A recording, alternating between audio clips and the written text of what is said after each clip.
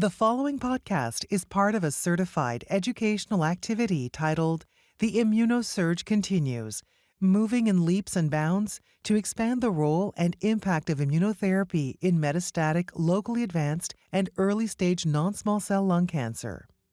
Access the entire activity and complete the post-test at peerview.com/JSU860. Downloadable slides and practice aids are also available.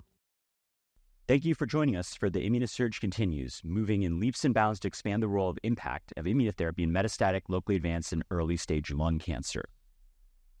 I want to welcome today's faculty. I'm Sandeep Patel, a professor of medical oncology at the University of California, San Diego. Dr. Cascone. Good morning, everyone. I'm Tina Cascone, thoracic medical oncologist at University of Texas, MD Anderson. I'm John Hamack, Chair of Thoracic Head and Neck Medical Oncology at MD Anderson Cancer Center. And we have wonderful faculty today to be discussing all the advances in immunotherapy that have started in the metastatic setting and now have moved on into the curative intent setting. And so our goals for today are to enhance the understanding of the latest data on immunotherapies in stage 4, stage 3 unresectable, and stage 1 through 3 resectable non-small cell lung cancer, to augment skills in integrating immunotherapies into individualized treatment plans for patients with non-small cell lung cancer throughout the disease continuum, and then to implement best practices for multidisciplinary collaboration to make the most of immunotherapy advances and improve patient outcomes in non-small cell lung cancer. Let's start with immunotherapies in the metastatic setting, picking the winning card. And so since 2016, it's been a whirlwind of approvals for the benefit of our patients involving immunotherapy, biomarker-selected chemo-IO, and you notice a couple trends. One, the understanding that patients with EGFR and ALK are better served by targeted therapy, as well as the development of combinations, both in terms of addition of chemotherapy to immunotherapy, but also immunotherapy doublets, as we see here, with the advent of CTLA-4 blockade-based frontline regimens. And so let's start with a case to better understand our practice patterns. This is a patient, a 69-year-old gentleman, quit smoking 30 years ago and is found to have a 3.4 centimeter right middle lobe lung mass on a coronary calcium scan. PET-CT revealed a 3.4 centimeter mass, with right hilar subcarinal adenopathy, with PET avidity in the L1 spine, 12th rib, and left scapular metastases. MRI of the brain was negative for metastasis, ECOG 0, and really just has mild upper back pain. EBIS was performed based on this imaging and showed both poorly differentiated carcinoma with glandular and squamous features, patchy-positive TTF1, negative napsin P40, with a KRAS G13D delta mutation, and a PD-L1 score of 60%. Tina, what do you think when you look at this case? How would you handle this in your clinic? Yeah, so thank you, Sandeep. So this is a very common scenario that we encounter in our clinic. This is a gentleman with an excellent performance status and unfortunately a diagnosis of a metastatic lung cancer, specifically a poorly differentiated lung cancer with mixed glandular and squamous features. It's interesting to see the molecular profiling with a KRAS G13D, as well as a high PD-L1 tumor proportion score of 60%. Given the fact that this patient is not that symptomatic with mild back pain, and overall the tumor burden seems to be not particularly robust, I feel that this could be a case that we could handle with a first-line immunotherapy monotherapy. And if the tumor burden was higher, or if he had, more symptoms, we could combine chemotherapy, immunotherapy. But as you showed us in your overview of the approvals and the options that we have available, I think we have several trials at this point that have demonstrated really good responses, incredibly encouraging overall survival with immunotherapy in the monotherapy setting with pembrolizumab, with cemiplimab, and with atezolizumab. So at this point, I would go ahead with monotherapy. We also know from the EMPOWER trials that patients treated with cemiplimab with the additional chemotherapy do very well. So that could be really a type of approach that I would endorse here. Absolutely, Tina. John, what do these discussions look like in clinic? And let's say this patient was a little more symptomatic. Would you consider chemotherapy? And if so, what chemotherapy backbone may you consider with this histology? Yeah, it's a great question. So, I consider a couple of different axes, in terms of categorizing patients here for immunotherapy. So as Sandeep mentioned, one of them is how symptomatic they are. Now, It's worth noting this was detected on a coronary calcium scan, so this is not somebody who presented symptomatically. And as Tina mentioned, the tumor bulk here is pretty modest. This is really somebody who's oligometastatic. So, I hear this is not somebody who urgently is threatening compression of an airway, or has some vital structure that's really being threatened. And again, with the PD-L1, so I'd sort of characterize in terms of the urgency, this is somebody where you've got time to see if you can have something respond and has a relatively high likelihood of responding, given that PD-L1 of 60%. One piece of data we don't have here are the co-mutations that go along with KRAS. But in the setting of a PD-L1 greater than 60%, I'm not sure the co-mutations are going to be as important. So I agree that PD-1 monotherapy would be a reasonable choice. But if somebody were more symptomatic here, I'd usually use a carbopem backbone. And with PD-L1 greater than 60%, I usually don't consider CTLA-4 blockade. The data that we have for patients with PD-L1 greater than 50% says CTLA-4 is not going to be as helpful there. Great points, and an important reminder in thinking about not only single biomarkers, but the biomarkers as really a constellation and contextualize. And the PD-L1 is only informative in and of itself when we have the genomics simultaneously. And so really, we have multiple immune monotherapy options here with pembrolizumab, atezolizumab, submiplimab, as well as combinatory options. And to John's point, the data for CTLA-4 and PD-L1 greater than 50% generally adds toxicity with not much benefit. As we're looking at these options, what sways you to use one regimen over another? And what's the biomarker testing strategy at your institution? Maybe Tina, I can start with you on this one.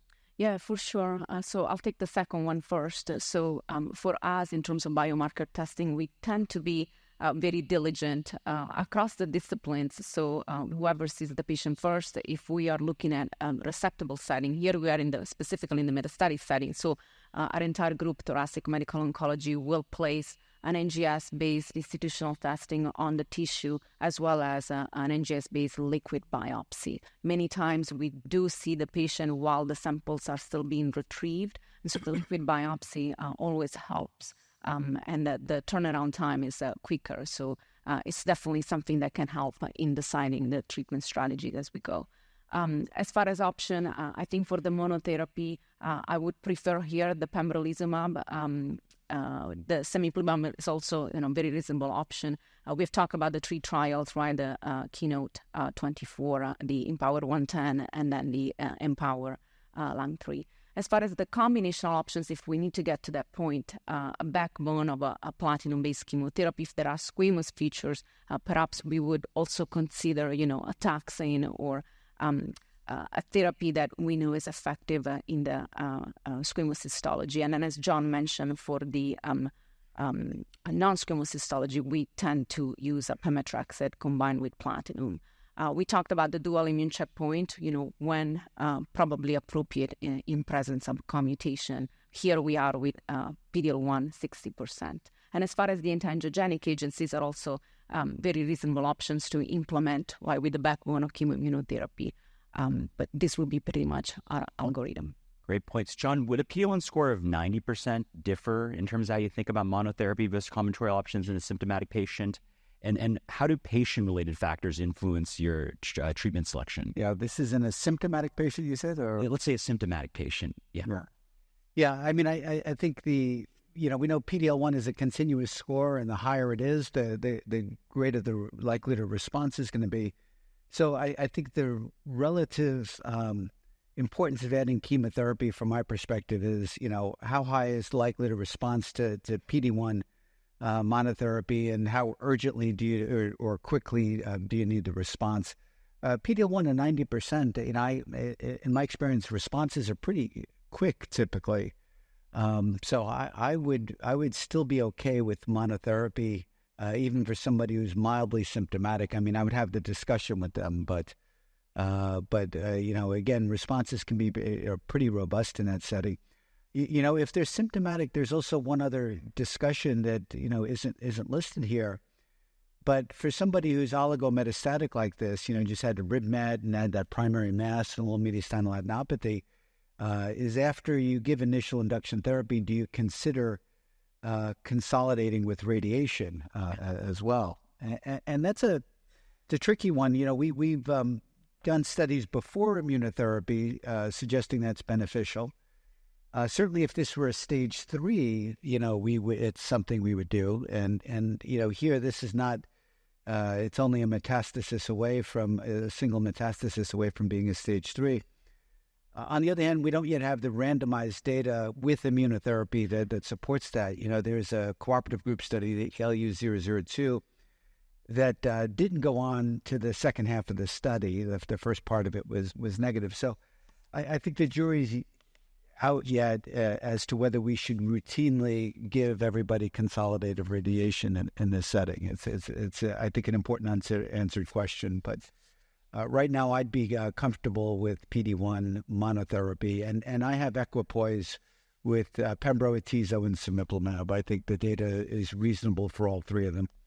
Great points, and really shows how much the field has changed, right? Instead of debating which chemotherapeutic derived from which tree makes the most sense, we have a dozen options in the IO setting, probably close to 24 options in the targeted therapy setting, and many choices for how we can best help our patients. But let's go on to our second case. This is a patient, a 57-year-old smoker, who presented to the ER with a 1-month history of progressive confusion.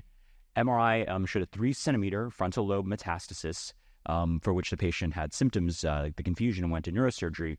Pathology on that specimen showed adenocarcinoma, TTF positive, with a KRAS G12C mutation. STK11 KEAP1 co-mutations here were detected. PD-L1 is negative, and a CT scan for staging showed a large left lung lesion eroding into the left chest wall, right rib metastasis. He's recovered from his neurosurgery. He has some comorbidities related to COPD and coronary artery disease. All right, and so this is a slightly different case. Patient with brain metastasis, has co-mutations. John, how do you think about this patient, PD-L1 negative?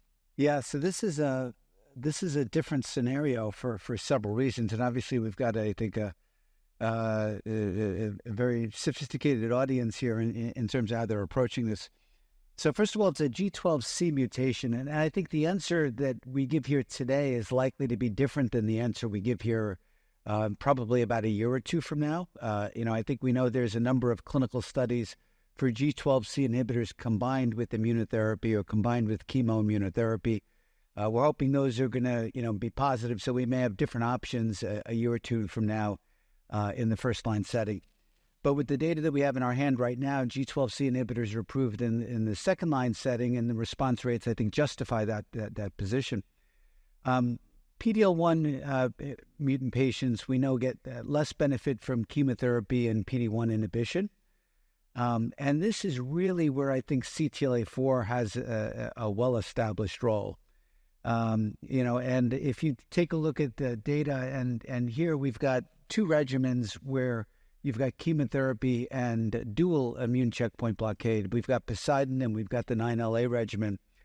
And the data we have supports in the PD-L1 negative patients, that's where we see a greater relative benefit for the addition of CTLA-4 to PD-1, as compared to, for example, the higher PD-L1, where I think CTLA-4 adds relatively less benefit.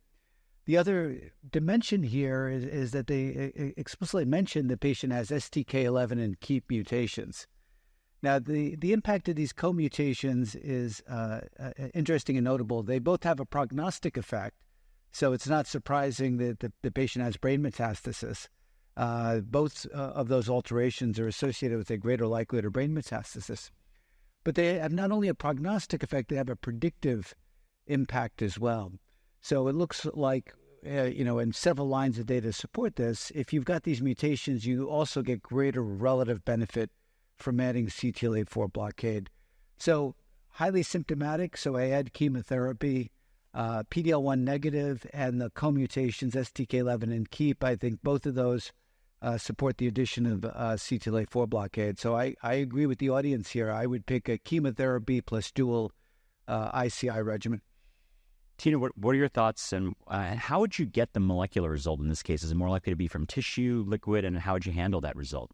Yeah, we are fortunate enough here to have a resected brain metastasis, so that should be appropriate for, comprehensive tissue-based molecular profiling, which, is always the choice if we have the opportunity. But as I mentioned, as the molecular profiling on tissue is being performed, the liquid biopsy is something that always helps us to get the ball rolling. And I agree 100% with the dual ICI, so PD-1, CTLA-4 inhibition plus the chemotherapy. I think we're all excited to see that prospective trials are being launched, right, to specifically test this combination in patients with metastatic lung cancer, including those with PD-L1 negative disease. Absolutely. And so an opportunity for us to use multiple tools in our arsenal of chemotherapy, which we know, anti-CTLA-4 blockade and anti-PD-1, PD-L1 directed therapy to benefit this patient. Immunotherapies in stage 3 unresectable non-small cell lung cancer, deciphering the best multimodal approach. There's probably no area in non-small cell lung cancer that's undergone such rapid development of new therapeutic strategies than in the stage 3 setting. This is the AJCC 8 criteria. We'll actually be on to AJCC 9 soon, and some of the key features when we think about a patient are their tumor, the size of the primary, their nodal involvement, and an M metastasis. And so as the criteria evolve, thinking about single station versus multi-station is one of the areas in which we'll see some changes in staging. And so, Tina, as we're thinking about a patient with stage 3 non-small cell lung cancer, it's a very heterogeneous group. How do you handle these discussions in clinic, at tumor board, and multidisciplinary clinic? And what are the factors that may influence you towards a concurrent chemo-rads followed by immunotherapy approach versus a neoadjuvant versus adjuvant versus perioperative surgical approach? Yes, absolutely. Well, I'm very glad to see here really the multidisciplinary patient assessment planning and support on the slide, because those elements are really paramount in how we really manage these patients. So in the locally advanced unresectable setting, we would discuss the patient not only in the weekly tumor board, but also in what we call the multidisciplinary clinics. And those are extremely valuable because in the same day and in the same setting, the patient has the opportunity to see the specialties, the thoracic medical oncology, the surgeons, and the radiation oncologists.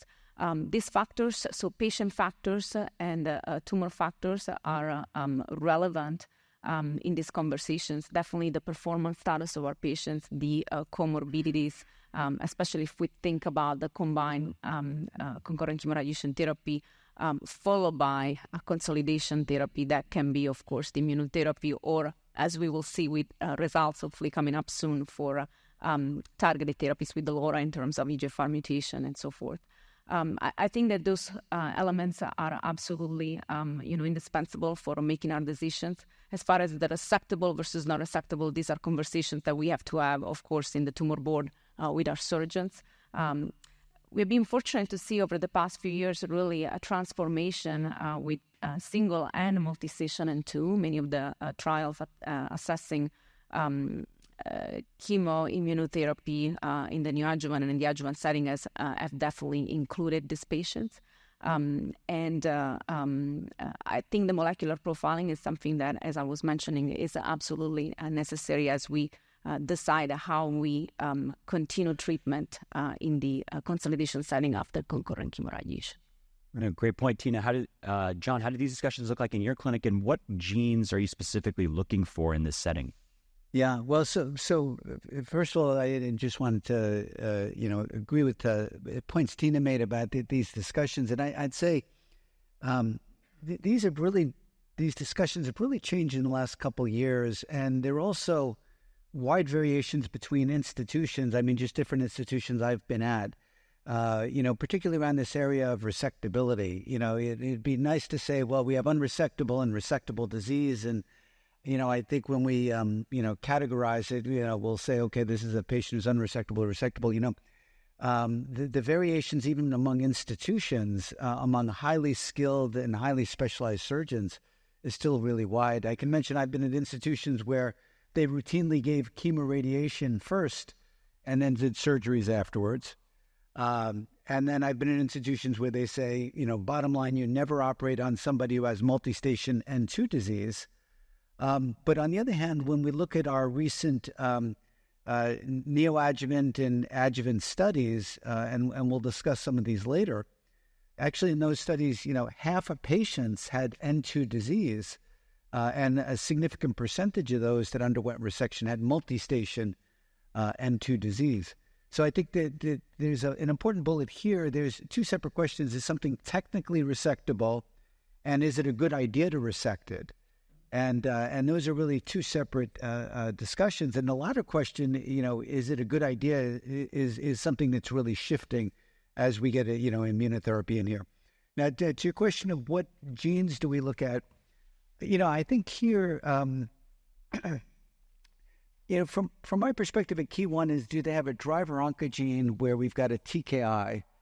And how you handle a TKI, I think is really an open question. I mean, we're excited now that we've got the LAURA results that we're going to be seeing soon, and we've at least heard that they're positive, I think is widely anticipated. But how we handle locally advanced disease with driver oncogenes is going to be a wide open area. We're going to spend a lot of time settling. But at least if we know they don't have a driver oncogene, we can put them in this other bucket, that we handle as well. So those are our considerations. But it's this issue of resectability, especially around N2 diseases, it really is a moving target. Yeah. And I mean, ask in San Diego, how do those discussions go, and what's the willingness of surgeons there to resect N2 disease? Yeah, and it varies, and a lot of it depends on patient factors as well. And so the longest discussions we'll have in our clinic are around stage 3 nowadays, and a tumor board as well. Single station versus multi-station. If they're referred from outside, do they have adequate mediastinal staging, which is something we may have to repeat sometimes to have a better understanding.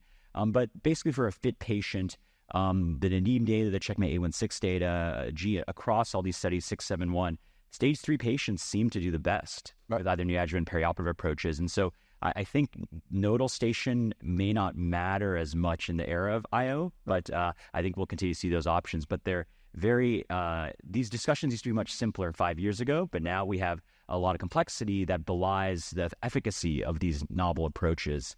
And so it's really a great discussion on what I think is probably the most active area in our clinics. And perhaps I can add one element that in our willingness to really provide the patients with all the possible options in a multidisciplinary approach, especially now that we have this plethora of agents really that have paved the way and have changed completely how we treat resectable and unresectable. I think we need to keep in mind that in addition to the anatomical and functional factors, the preferences of our patients are very important. So as John mentioned, discussing at length with our patients what that treatment strategy, that approach would that entail, their supporting system, their financial situation. That's something that we need to keep in mind in the multidisciplinary team as we streamline the final treatment options. So I just wanted to emphasize that. It's a great point, and making sure they meet everyone on the team, not only for their own clinic visits, but us in our discussions and understanding the type of surgical operation approach that may be appropriate. And so let's talk about probably the initial foray of immunotherapy into localized curative intent non-small cell lung cancer was the Pacific study. We're all aware folks with stage 3 unresectable non-small cell lung cancer got concurrent chemoradiation followed by a year of durvalumab versus placebo. And we see here now up to 5-year data and beyond, really, a sustained benefit, the order about 10%, up to 4 years, right, after the last dose of treatment. And many of us have patients that have undergone this treatment and continue to do well. When we look at the data from Pacific, a couple questions that pop up. One is around molecular testing. I think LAURA may obviate the need for discussions around some of these EGFR subsets as we move forward. But one thing that came up was around PD-L1 expression. Now, in my clinic, I tend to use durvalumab independent because this is a post-hoc analysis. But curious, is PD-L1 something that informs your clinical practice? Maybe, Tina, I could start with you on this one. I think, I echo what you just mentioned. With this data in mind, I still don't tend to use PD-L1 tumor proportion score as an element to direct therapy in this setting. I would provide the patients with the durvalumab if there are non-genomic aberrations for which a trial would be appropriate. But definitely this is something that we have to keep in mind. John, is that your approach as well? Yeah, I don't use it for the initial decision, except insofar as PD-L1 is sometimes a surrogate for a driver oncogene, and if a tumor is less than 1% and somebody's a non-smoker, for example, you wonder if there's a driver oncogene there, and that's really where I give it additional thought, because sometimes you have a question: is something really a stage 3, or there's a little nodule, you're not sure if it's a metastasis there, and finding a driver oncogene is what will often push me to a different direction in this setting. So I think I care more about the driver oncogenes than the PD-L1 per se, but I think the trend is, it is pretty clear, even though it's a post hoc analysis there, that those patients likely get less benefit. Absolutely, and not a lot of tissue to make the PD-L1 assessment on either. And so there are a variety of trials that are looking at either concurrent, sequential, in IO with radiotherapy. We see a variety of these studies here. This represents a standard of care for many of our clinics. Let's move on to discuss a different patient case. This is a 65-year-old female with left upper lobe adenocarcinoma found with a vascular and pericardial invasion on CT. She underwent a PET scan with PET avidity in these lesions, and the FNA showed poorly differentiated adenocarcinoma. EBIS was performed with a 4L and 7 positive lymph node for adenocarcinoma. 4R was negative. The biomarker profile was PD-L1 negative, KRAS G12C with an ATM mutation, TMB 9.5 mutations per megabase, and so T4 and 2. This is what the imaging looked like. John, maybe can you walk us through how you think about a patient in terms of resectable versus conversion therapy versus concurrent chemorads patient? Yeah, I'll say that I shared the indecision of the crowd here about how to approach this, and I feel like every tumor board we have a debate that's just like this. So in the perioperative studies and in the neoadjuvant studies, it explicitly said that the patient had to be considered surgical at the time of initial evaluation. So the therapy wasn't to convert somebody from inoperable to operable for those studies. So when we look at the data from any of the perioperative or neoadjuvant studies, that part of the metric isn't did you convert somebody to operable. So we commonly say, okay, well, consider whether they'd be operable right now. On the other hand, every tumor board we have a discussion and say, well, what if we really shrunk this tumor, a good amount? Do you think it might come off the vessel? You might get rid of that invasion, and this person might become operable? And if so, would you be able to get it? So I think we think of that, as aspirationally resectable, if they have a great response. And then we'll often weigh in, well, what are the comorbidities? How young, how well could they, potentially tolerate that? How aggressive do they want to be? And so forth. So I think the most standard answer here for somebody with vascular invasion would be definitive chemorads followed by durvalumab. But I'd say we often do consider, especially if we think the likelihood of response is pretty good, do we give them a shot to become operable if you really did have a good response? Absolutely. Tina, how are these discussions in your clinic, and is the type of surgical approach, pneumonectomy versus lobectomy, for example, influence your decision-making here? Yes. So first of all, I completely agree with what John mentioned. I want to add that we will finally have, in the context of clinical trials, an approach that is being tested for patients who are unresectable or borderline unresectable. So in a prospective setting now, we will be able to see, can we convert safely and make an unresectable patients resectable. As far as the discussion in the clinic, I think it's absolutely necessary to engage the multidisciplinary team. And, if the patient is potentially resectable, especially with our surgeons, please keep in mind that in the neoadjuvant immunotherapy era, it's absolutely necessary that our surgeons are very well familiar with maneuvers that are appropriate in this setting.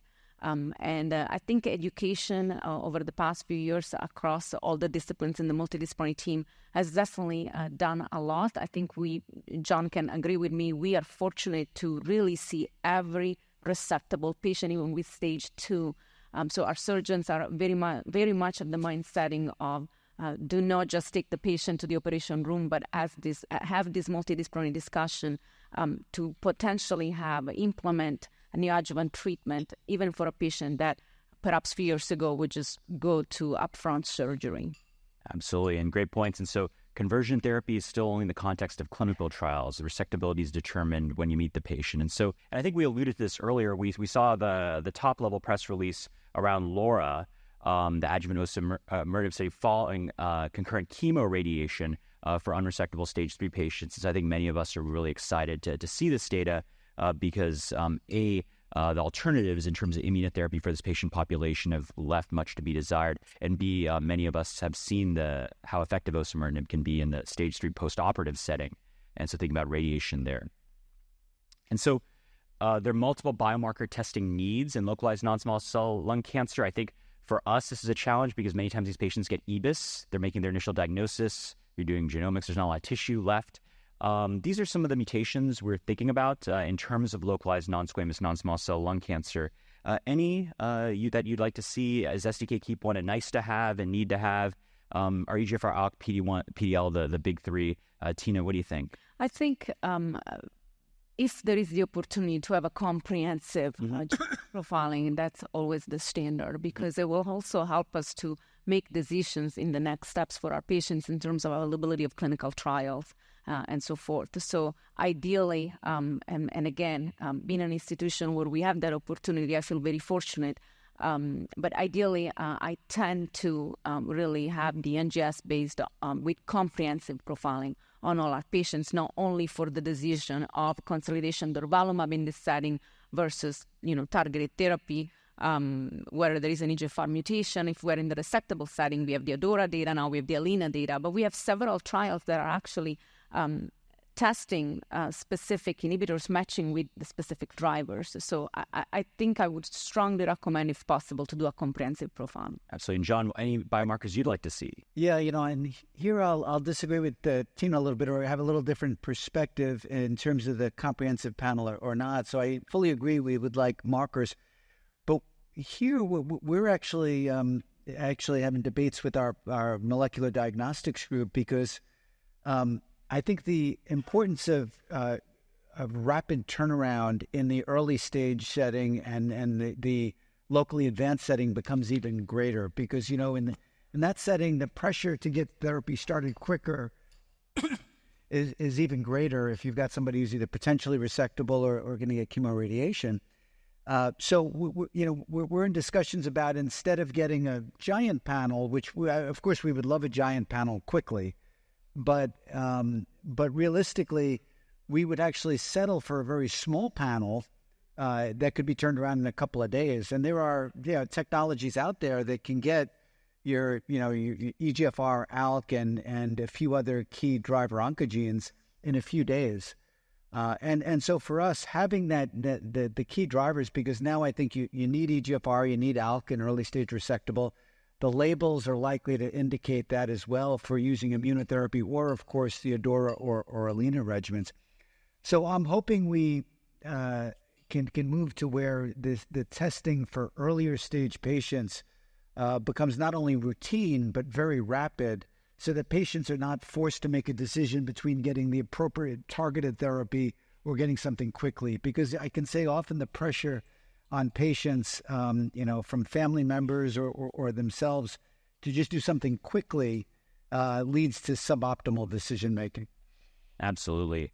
And so let's talk about immunotherapies in resectable stage 1 through 3 non-small cell lung cancer. Really an area, even at this meeting, we've seen there's been an advent of multiple therapies. Checkmate 816 was the initial study, 3 cycles of chemotherapy with nivolumab, followed by surgery. Then in the adjuvant studies, IMpower 10 and Keynote 91 are PEARLS. Those are postoperative regimens with chemo followed by immunotherapy for 1 year. And then the perioperative approaches where folks get chemotherapy and immunotherapy up front, followed by surgery, followed by postoperative or adjuvant regimen for up to 1 year. And so when we talk about Checkmate 816, this is the first study to utilize neoadjuvant chemo IO. 3-arm study, though the bulk of the discussions are on Nivo chemo versus chemo alone. EGFR ALK status, depending on the study, depending on what jurisdiction you were in accruing, it was either mandated or recommended, though I think in our practice, we all want to know what EGFR is, especially as we start to have other options in a localized setting, ADAURA, for example, and LAURA upcoming. This showed a pathological complete response rate of 24%. I think one of the really innovative things about the study above and beyond the setting was utilizing pathologic CR and seeing how this correlates with the 3-year event-free survival, as we see here. Here are the immature overall survival trends at the 3-year update. And this is one of the most interesting things I think about the study was really how the introduction of immunotherapy, at least numerically, seemed to have almost a CNS protective effect in terms of distal recurrence, which is something very important for our patients with non-small cell lung cancer. Let's talk about some of the adjuvant studies that have been utilized in our clinical practice. Many times you see the patient after their surgery, right? And so you have to make the decision. Proper molecular profiling for EGFR and ALK, at the very least, would be recommended based on our the availability of targeting therapy options. IMpower 10 was one of the first studies to look at adjuvant immunotherapy with atezolizumab for 1 year following chemotherapy after surgery. This is disease-free survival according to PD-L1 expression, with the most substantive improvement in PD-L1 greater than 50% and suggestions of improvement in greater than 1%. Keynote 91, or the PEARL study, similarly was post-operative adjuvant treatment with PD-L1 testing after chemotherapy. Pembrolizumab was administered independent of PD-L1 strata, less than 1%, 1 to 49, greater than 50%. For the overall population, we see here the disease-free survival with a hazard ratio of 0.76. And then for the greater than 50%, hazard ratio is 0.82, which is somewhat paradoxical given the results of Keynote 24 in the metastatic setting. And so let's move on to discussion of some of the perioperative approaches. And I'd like to invite John to carry away the discussion. Okay. Well, so you've heard from Sandeep about the potential benefits of adjuvant therapy and neoadjuvant. So obviously the rationale for perioperative therapy is to combine the benefits from both to induce an immune response when the tumor is in place and the antigen burden is higher, but also have the benefits of sustained immunotherapy afterwards. So you'll see 3 different studies here with a similar perioperative design. The Aegean used durvalumab plus chemotherapy, followed by surgery, and then a year of durvalumab, as compared to just chemotherapy for 4 cycles, followed by surgery and then placebo. And again, you'll see similar designs with Keynote 671 with pembrolizumab and 77T with nivolumab. Just a couple of points about the particular design. Here, initially, EGFR and ALK patients were included. But then after we got results from ADAURA, and after I think the data supported that EGFR and ALK patients could be treated by other means, the study was amended. So the primary analysis does not include EGFR or ALK. Now, we presented data already that said that group of patients, the EGFR mutant patients at least, did not get significant benefit from therapy here. So this is all an EGFR and ALK wild type. The other worth noting is that the surgery here had to be a planned lobectomy or bilobectomy or sleeve resection. So patients who were going to need a pneumonectomy up front were not included here as part of the eligibility. So the study had 2 primary endpoints. The first was EFS. The study was positive at the first possible interim analysis that was planned. So this one is relatively less mature than I think some of the other studies when it hit its positive result. So you can see here the hazard ratio for EFS was 0.68, about an 11% improvement in 2-year progression or EFS-free survival. And again, there'll be another interim analysis that comes out for these results in the near future.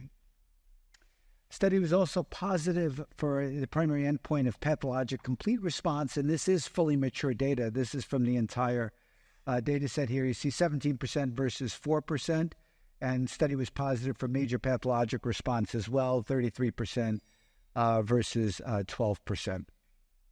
So positive for both planned primary endpoints.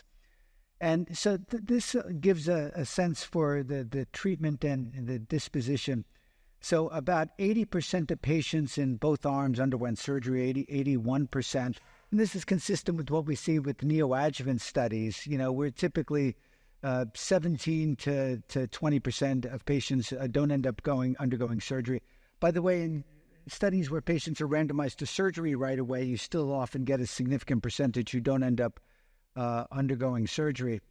The rates of R0 resection were actually slightly higher in the durvalumab arm, so the addition of durvalumab did not impact the ability to undergo surgery or undergo an R0 resection there as well. And from this, there was really a robust collection of circulating tumor DNA that was monitored both at baseline and then during treatment and then after resection. And some of this data has already been presented by Martin Reck and others earlier in this. Martin presented this at ESMO. And so one of the really interesting findings, and I think it's consistent with what we expected might happen, is that ctDNA clearance is predictive of pathologic complete response and ultimately of benefit here. And it predicts it earlier than waiting for a surgical resection. So if you look here, this is looking at ctDNA clearance rate. So if this goes up, that means there's greater ctDNA clearance. And this is among patients who are positive at baseline. Now, it's worth noting, not everybody is positive from the very onset. And you can look here at patients who had a pathologic complete response, so the solid lines, and patients who did not have a pathologic complete response, there are the dashed lines. And you can see that there's immediately a separation in those curves by ctDNA. You can tell the group that had path CR or non-path CR. And by the end of cycle 2, by cycle 3, day 1, if you are destined to have a pathologic complete response, the likelihood of you having cleared your ctDNA was extremely high. If you are destined to not have a pathologic complete response, the likelihood that you've cleared your ctDNA is less than 40%. So this tells us ctDNA is clearly giving us an early readout of what we can expect at the time of surgical resection, and the same goes for a major pathologic response. So it really supports that ctDNA could be a useful marker here as well. All right, now this is the Keynote 671 study. This is a similar design as AEGEAN except with pembrolizumab. Patients with EGFR and ALK were not excluded. If they had known EGFR and ALK,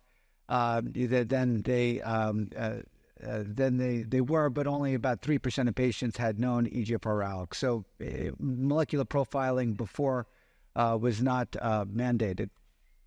And again, 4 cycles or up to 4 cycles of therapy with pembrolizumab and either cisplatin or carboplatin-based regimens or gemcitabine for squamous. And then again, 1 year of pembrolizumab after surgery. So this study also hit its primary endpoint of EFS. You see here a hazard ratio of 0.59. And at that 2-year rate, you can see a similar 62% or so were EFS-free. And here an impressive 20% improvement in the EFS free rate at 2 years. So really making a significant improvement as compared to neoadjuvant chemotherapy alone in the likelihood of a recurrent disease.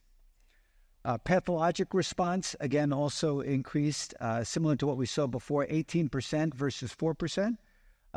We're consistently seeing about a 4% complete pathologic response from chemotherapy across the different arms.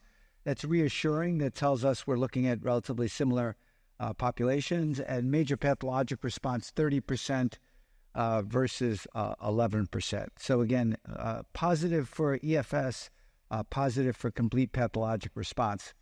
Now, the study is immature in terms of overall survival, but at the initial, at this interim analysis, or interim analysis number 2, you can see a positive hazard ratio of 0.72 with the one-sided p-value of 0.005. So certainly a strong p-value that is absolutely going in the right direction here, especially considering that the study is not mature for overall survival yet.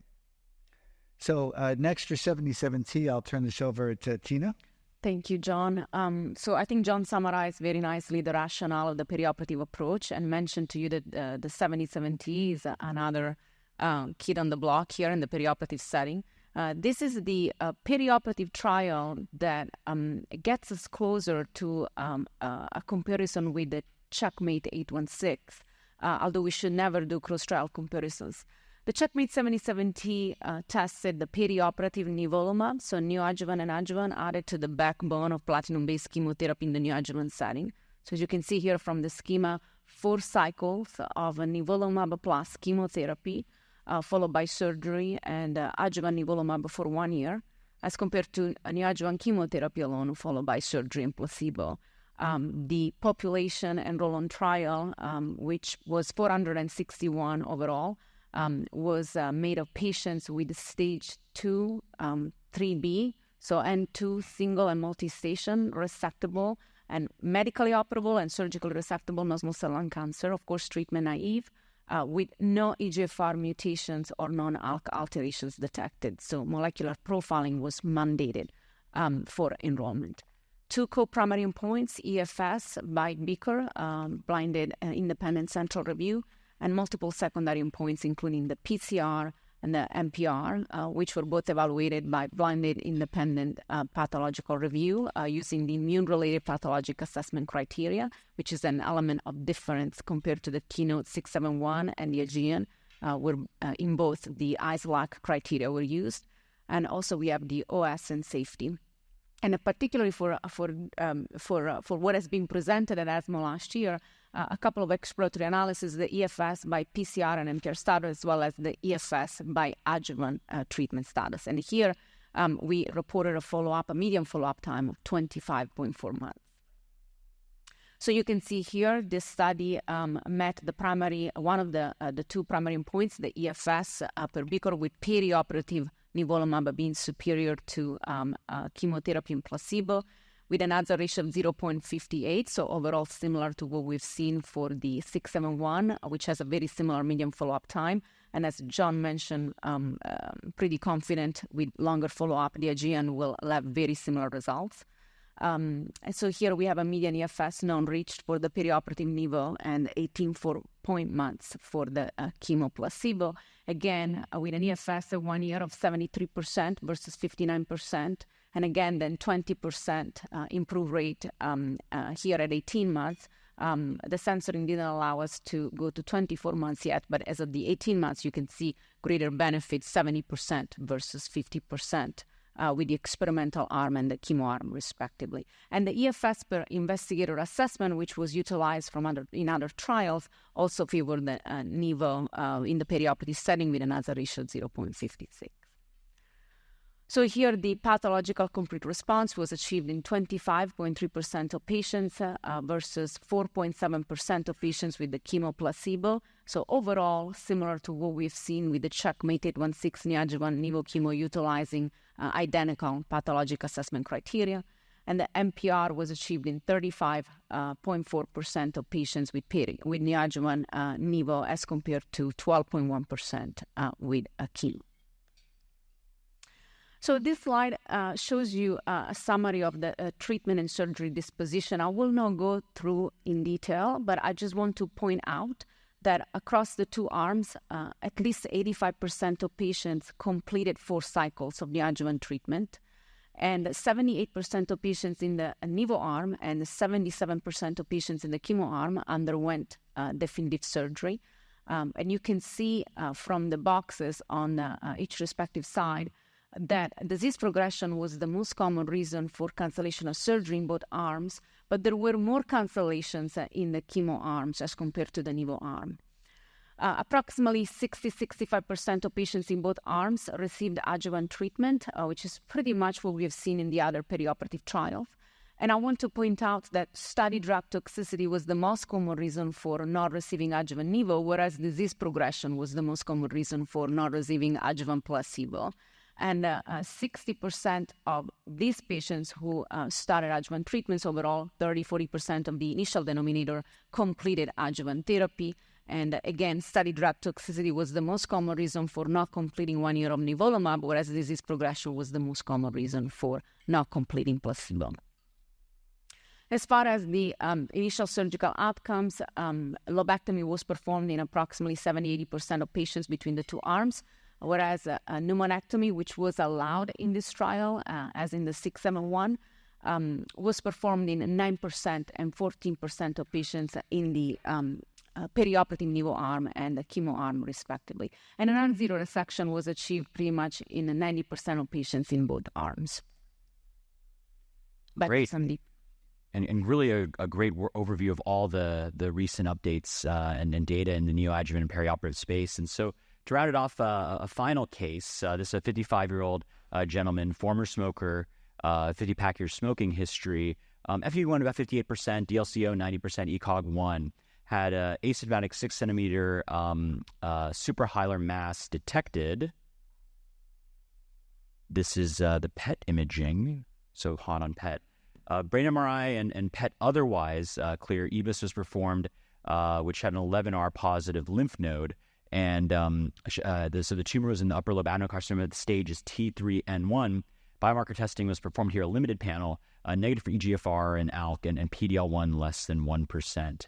John, maybe I can start with you on this one. Which, as you look at this case, do you agree with what the audience thinks here, or would you have a different approach? Anything else you'd want to know? Yeah, no, I agree with the audience on this one. I think this patient clearly is at high risk, for recurrence. And even though the EBUS was negative, you saw that that 4R node was lighting up a bit with that suprahilar location. This is somebody who clearly has, high risk of further mediastinal spread and potentially distant disease. So this, I think, is somebody I would strongly urge neoadjuvant chemoimmunotherapy for. And then, depending on the results, I mean, I believe then giving adjuvant, it would likely be beneficial as well. Absolutely. Tina, how do you think about this case? So absolutely. This is someone who needs to be discussed, of course, at tumor board with our surgeons and our pathology colleagues and radiation oncology colleagues. And if deemed resectable, as I don't feel there was a reason for a lack of resectability, this is definitely a patient that, as John mentioned, will benefit from, at least to start, a neoadjuvant chemoimmune-based approach for 3 to 4 cycles. I think that we'll see coming up more data, right, in terms of any difference between 3 and 4 cycles. So sometimes it's difficult to put that 4th cycle in, and we're always concerned that we might preclude surgery. And the 816 with 3 cycles give us overall very comforting results. As far as the adjuvant phase, that's something that definitely I tend to discuss extensively with my patients. Looking at several factors, how they tolerated the treatment in the neoadjuvant setting. Did they develop any, treatment-related adverse events, specifically immune-related adverse events? We know that there is cumulative incidence if there is already an immune event that has happened. What are the social, factors? So looking at potential medical and financial toxicities. And again, PCR as a variable is something that perhaps we should look at as more of a percent viable tumor. And so what's the range? We have seen from the Checkmate 816 interesting data just published a few weeks ago in Nature Medicine on how patients who have 0 to 5% residual viable tumor after 3 cycles of neoadjuvant chemo-nivo have an EFS at 2 years of 90%. And now the EFS drops really in alignment with the dropping of the percent viable tumor. But I agree with John. I would tend to continue immunotherapy if there are all these factors in place. Absolutely. I would concur. And so this patient underwent neoadjuvant chemotherapy with immune checkpoint blockade, was taken to the OR. John, I'd love to hear how you're handling this in your clinic. For us, getting MRD testing is really in the context of a clinical trial currently. Is this something you're utilizing clinically, or how would you factor in these kind of dynamic biomarkers? Yeah, so we're not using circulating tumor DNA to make the decision here. And I agree with the group on both. Now, I realize this is an issue that could formally be addressed in clinical studies. But, from my perspective, the notion of de-intensifying is less important than the notion of curing more people. So if you take the pathologic complete response rate group, we know they do much better overall. But in the exploratory analysis, both from Keynote 671 and 77T, if you take the PAT-CR group, the one who had a PAT-CR with chemo did not do nearly as well as the PAT-CR with immunotherapy that continued immunotherapy for a year. The hazard ratio there was 0.33, and it makes sense. The group that has responded so well to immunotherapy, why would you stop the immunotherapy? And the idea is, well, they're cured already. That actually is not true. So if you have a complete pathologic response, likely to recurrence is still over 20%, in the chemotherapy. So I would absolutely continue immunotherapy in that group. And the non-PAT-CR group, that group does worse overall, but there still looks like there's a benefit for the group that gets neoadjuvant and adjuvant immunotherapy. But that's really the group where we've got to figure out how to do something additional, to intensify them, because their likelihood of recurrence is so high. So I think the challenge for the field is, how do we do better with that non-PAT-CR group? Absolutely. And Tina, what are your thoughts on that population? Yeah, no, I absolutely agree. And I want to add that this particular patient was a PD-L1 negative. And so with 816, we have seen definitely, a difference between the PD-L1 positive and especially the PD-L1 high and the PD-L1 negative. But in the perioperative setting, we've actually seen some trends towards, an improvement in, with an hazard ratio score probably 0.7, 0.73 across the trials for the PD-L1 negative population with a perioperative approach. And I also want to mention that for patients who completed adjuvant treatment, we have a couple of trials now that, again, in a purely exploratory type of approach, the NADIM-2 and the 77T, although we cannot tease out the contributional components from any of this trial, have shown us that for patients who had an R0 resection and for patients who have completed the adjuvant portion of the study, there is a benefit from perioperative treatment for patients with a PCR for the 77T 0.22 as a ratio, and for patients without a PCR. So definitely continuing, and also for patients without a PCR, is something that we should keep in mind. Great point. And I think these are actually several of the questions from our audience. Maybe to end, I'd like to get one thought from each of you, which relates to some of the questions we have around how can we best implement this in a community where a lot of oncology care is given, multiple tumor types are taken care of, perhaps the surgeon is doing as many vascular procedures as oncology procedures. What pearls can we offer to our colleagues in the community? Maybe I could start with John to give the last word. Yeah, well, I would say it really has become more of a multidisciplinary effort up front. I think before, and commonly still, I think in a lot of places, the paradigm is, well, if it's potentially resectable, surgeon first, then send to a medical oncologist. This really has to be getting the whole team involved in the beginning and getting molecular profiling done rapidly. Just you see the enormous potential benefits of targeted therapy for the right patients in this setting too. So I think it really involves that multidisciplinary group, including molecular diagnostics, all doing their work right up front. Absolutely. Tina, what are your thoughts and best advice for our community partners? Yeah, I mean, I can't emphasize this enough. Education. And, and I'm a strong advocate of for the community physicians to reach out to us and, have that multidisciplinary approach also between the community and academic setting, because that definitely will improve the likelihood that we will tailor the best treatment strategies for our patients in the setting. Absolutely. So I want to thank John and Tina for joining me on this discussion around immunotherapy approaches in the localized setting. Thank you for listening. Download materials and complete the post-test for instant credit at peerview.com/JSU860. This activity is supported by an independent educational grant from AstraZeneca.